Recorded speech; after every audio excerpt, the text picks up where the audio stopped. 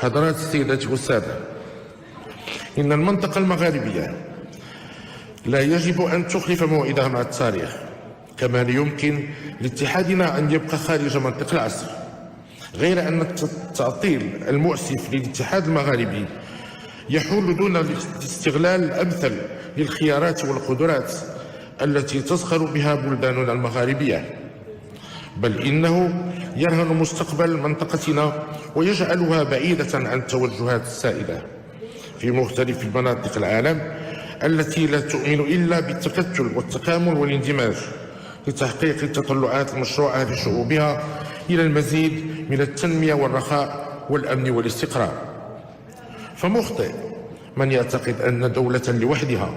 قادرة على معالجة القضايا التنموية والاستجابة للتطلعات المشروعة لشعبها،